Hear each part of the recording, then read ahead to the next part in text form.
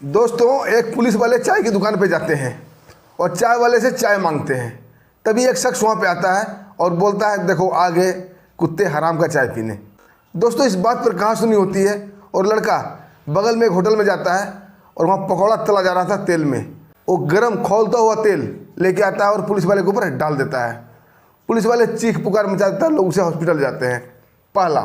दूसरा दोस्तों, एक कांस्टेबल जिसका नाम था तालिब शेख, उसके घर में घुसकर उसकी बीबी और 16 साल की लड़की दोनों को चाकू से और तलवार से गोंद गोंद के हत्या कर देता है और उसकी लाश को उसे घर से 5 किलोमीटर दूर फेंक देता है। जब सुबह लाश की शिनाख्त होती है और गांव वाले वहां भीड़ लगा देते हैं, आक्रोशित गांव वाले तथाकथित अपराधी के घर पे और उसके स्टोर पे जब आग लगा देते हैं, आगजनी की घटना पूरे शहर में फैल जाती है। तब वहाँ के एसडीएम लोगों को समझाने बुझाने के लिए आते हैं, लेकिन आक्रोशित भीड़ एसडीएम साहब को भी खदेड़ के मारने लगती है। आखिर क्यों? इस घटना के पीछे राज क्या है, कारण क्या है, जो कहानी खुल के सामने आती है। दोस्तों, आइए पूरी कहानी को जानते हैं विस्तार से। कहानी शुरू करने से पहले दोस्तों, आप लोगों का बहुत बहुत शुक्रिया, बहुत बहुत धन्यवाद। आप लोगों का प्यार और आशीर्वाद निरंतर हमें मिल रहा है। आप लोग अपना कृपा ऐसे ही बनाए रखिएगा हमारे ऊपर, हमारे चैनल के ऊपर। आइए दोस्तों, चलते हैं कहानी के ऊपर। दोस्तों, ये कहानी छत्तीसगढ़ के सूरजपुर जिले से शुरू होती है। वहाँ एक कुलदीप साहू नाम के आदमी रहा करता था। वो 2 भाई था, कुलदीप साहू और संदीप साहू। कुलदीप साहू बचपन से ही अपराधी किस्म का आदमी था। उसे आप यूँ कहिए कि वो आदतन अपराधी था, क्योंकि उसे अपराध करने में, जुर्म करने में मजा आता था। जस्ट उसका उल्टा उसका भाई संदीप साहू बिल्कुल सीधा साधा सज्जन आदमी था। लेकिन दोस्तों, दोनों भाई में बहुत प्रेम था। कुलदीप साहू अपने बड़े भाई संदीप साहू को बहुत प्यार करता था और बहुत इज्जत देता था। दोस्तों, कुलदीप साहू का बिजनेस था कबाड़े का। वो सूरजपुर का सबसे बड़ा कबाड़ा था और कबाड़ का सामान खरीदा करता था। अब दोस्तों, सूरजपुर और उसके आसपास के इलाके में चोरी की वारदातें बहुत ज़्यादा बढ़ गई थी। चोरी क्या होती थी? कोई फिल्टर प्लांट लगाया है, उसका फिल्टर प्लांट गुम हो गया। कोई बोरिंग कराया तो उसका बोरिंग निकाल लिया गया। कोई बोरवेल खुदवा रहा है तो उसका बोरवेल मोटर से निकाल लिया गया। कोई सोलर प्लांट लगाया तो उसका सोलर प्लांट खोल लिया गया। लोहा लक्कड़ का, कबाड़े का जो भी आइटम था, जो भी सामान यूज होता था, उसे चोर खोल लेते थे। अब आम नागरिक परेशान रहने लगे और इन सबका खरीदार कौन था? कुलदीप साहू। जितने भी चोरी के सामान थे, उल्टे पुल्टे सामान थे, सबका खरीदार था कुलदीप साहू। चोर का मनोबल इतना बढ़ गया था कि घर के छत पर से लोहे का आइटम खोल लेते थे और कुलदीप ला के बेच देते थे। कुलदीप उनसे ये ना पूछता था ये सामान कहाँ का लाया, लीगल है, अनलीगल है, चोरी का है, क्या है, उसे कोई मतलब नहीं था। वो सामान को औने पौने दाम में खरीद देता था। इसे चोरों का हौसला बहुत बढ़ गया था, क्योंकि खपने की जगह मिल गई थी। अब दोस्तों, ये घटना पहुँचते पहुँचते धीरे धीरे नगर पालिका में पहुँच जाती है। नगर पालिका में भी बड़े बड़े ऑफिसर इस बात का संज्ञान ले लेते हैं और उसके साथ साथ वहाँ के जो अधीक्षक थे MR अहिरे, वो भी मामला को संज्ञान में लेते हैं। और नगर पालिका और अधीक्षक साहब की एक मीटिंग होती है। नगर पालिका वाले एक प्रस्ताव पारित करते हैं कि कुलदीप साहू शहर के लिए अब खतरा बनता जा रहा है, इसे कुछ महीने या कुछ सालों के लिए शहर से बाहर कर दिया जाए, शहर में लौटने पर पाबंदी लगा दिया जाए और शहर के आसपास के जितने भी इलाका है वहाँ भी नहीं लौट सकता है। अगर ऐसा कर दिया जाता है तो कोई कबाड़ी का सामान खरीदने वाला नहीं मिलेगा, चोरी के सामान खरीदने वाला नहीं मिलेगा और चोरी पर अंकुश लगाया जा सकता है।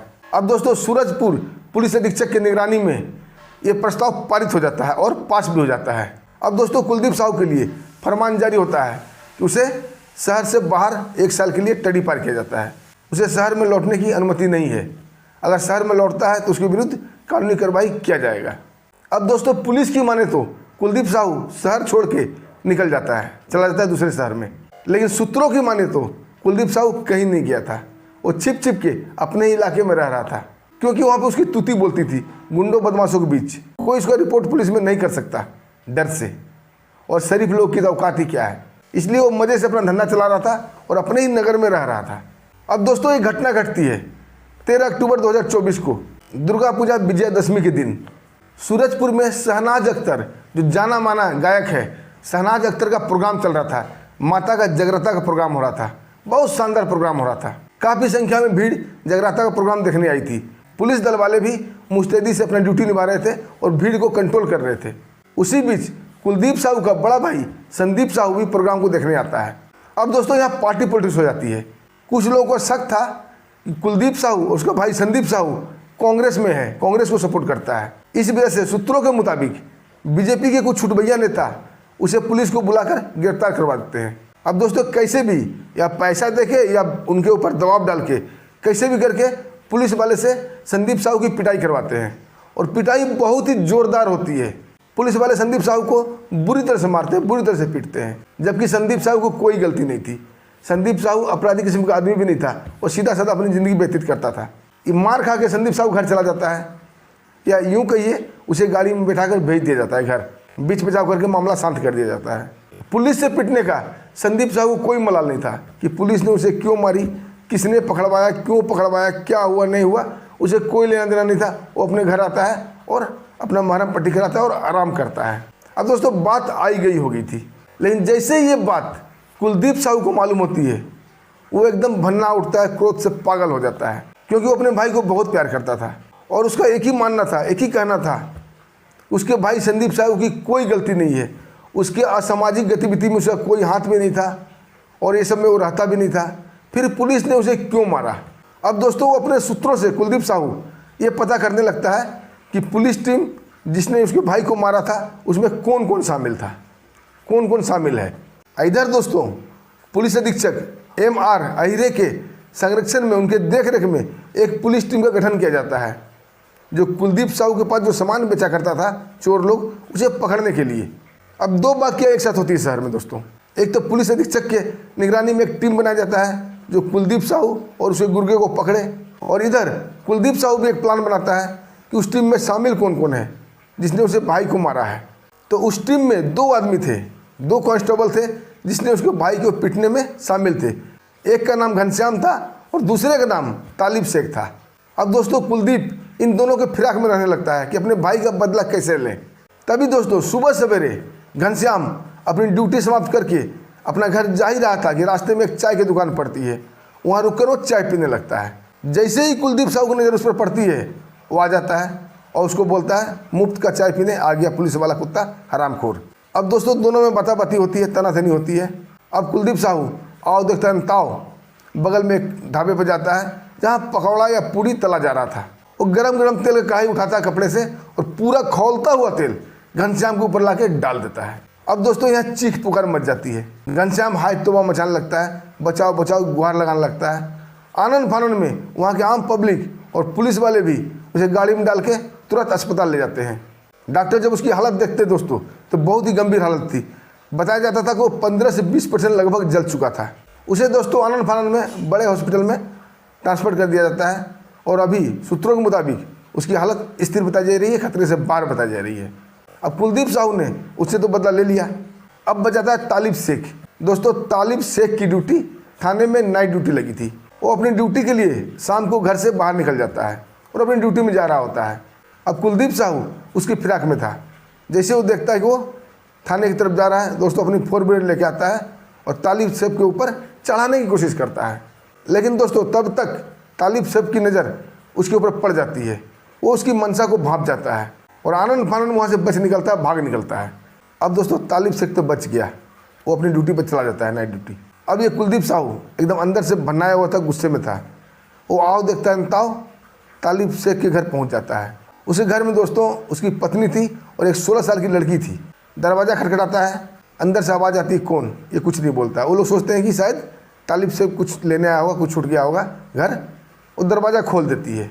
अब दोस्तों दरवाज़ा खोलते ही उसके ऊपर तलवार से हमला कर दिया जाता है। अब उसकी पत्नी चीखते चिल्लाते हुए बचने की कोशिश करती है। दोस्तों ये चीख और चिल्लाहट सुन के उसकी बेटी भी आ जाती है। उसके ऊपर भी कुलदीप साहू तलवार लेकर टूट पड़ता है। अब दोनों माँ बेटी घर में दौड़ दौड़ कर अपने आप को बचाने के प्रयास कर रही थी, चीख और चिल्ला रही थी। लेकिन कुलदीप साहू उसे तब तक तलवार से और चाकू से मारता है जब तक कि उसके दम नहीं निकल जाते हैं, और घर में दौड़ा दौड़ा के मारता है। जब दोनों दम तोड़ देती है, ये दोनों को लाश को अपनी गाड़ी में रखता है और गांव से उसे घर से 5 किलोमीटर दूर एक बाहर नहर के किनारे लाश को फेंक देता है और वहाँ से चल निकलता है। अब नगर पालिका ने उसे तड़ी पार कर दिया था, शहर छोड़ने का आदेश दे दिया था। अब दोस्तों वो शहर छोड़ने का फैसला कर लेता है। अब समझ आता कि यहाँ रहना उसके लिए खतरे से खाली नहीं है। उसने अपना प्रतिशोध भी पूरा कर लिया था, अब उसे यहाँ से निकल जाना चाहिए।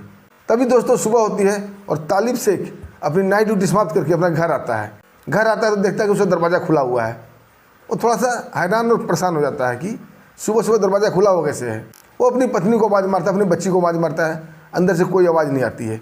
जब वो अंदर जाता है देखता है पूरा सामान इधर से हुआ पड़ा है, क्योंकि उसकी पत्नी और बेटी ने मरने से पहले बहुत संघर्ष किया था, बहुत बचने की कोशिश की थी, लेकिन वो दरिंदा उसे नहीं छोड़ता है। जब वो घर के अंदर जाता है दोस्तों, पूरा सामान इधर उधर बिखरा था और खून के धब्बे हर जगह बिखरा पड़ा था, और दोनों माँ बेटी यानी उसकी पत्नी और उसकी बेटी घर में नहीं थे।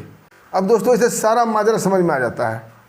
वो आनन फानन में पुलिस अधीक्षक साहब और पुलिस वाले को अपने थाने में फ़ोन करता है कि हमारे घर में हमारी पत्नी लापता है, बेटी लापता है, घर में कई जगह खून के धब्बे पाए गए हैं, सामान में पूरा उलट पुलट हुआ पड़ा है और जल्दी से आइए।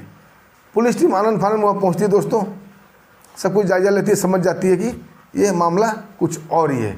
फिंगरप्रिंट्स वाले भी आते हैं, डॉग स्क्वाड वाले भी आते हैं। फिंगरप्रिंट्स अपना काम करती है, उसे कई सारे फिंगरप्रिंट्स मिल जाते हैं। जब थाने के रिकॉर्ड से कुलदीप साहू का रिकॉर्ड मिलाया जाता है, उसके फिंगरप्रिंट्स मिलाए जाते हैं, तो बिल्कुल मैच खा जाता है। अब दोस्तों मामला क्लियर हो चुका था, ये काम कुलदीप साहू का है।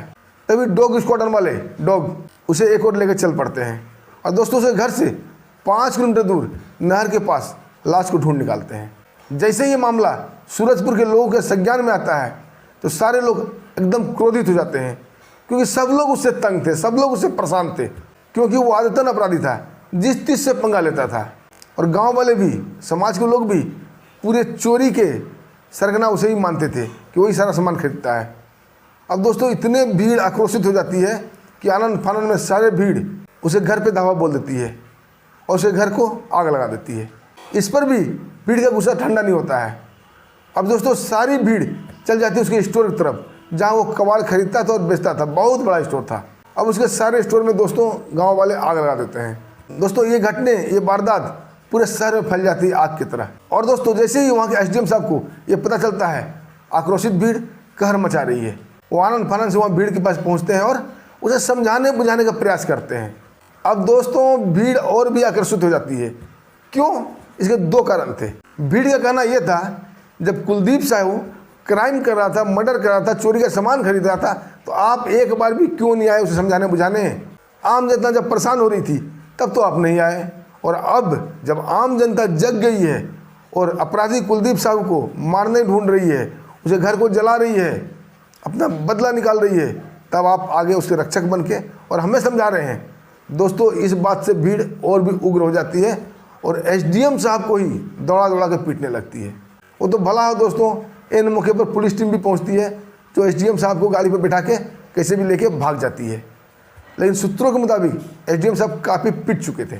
अब दोस्तों ये सब घटना की जानकारी जैसे ही अधीक्षक MR अहिरे साहब को होती है, आनन फानन में 2 टीमों का गठन किया जाता है उसको पकड़ने के लिए।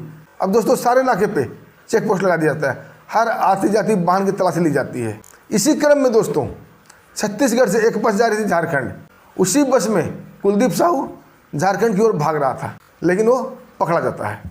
बोलते हैं बलरामपुर नाके के पास वो पकड़ा गया था और आनन फानन पुलिस उसे गिरफ्तार करती है और बलरामपुर साइबर सेल में उसे कैद कर देती है।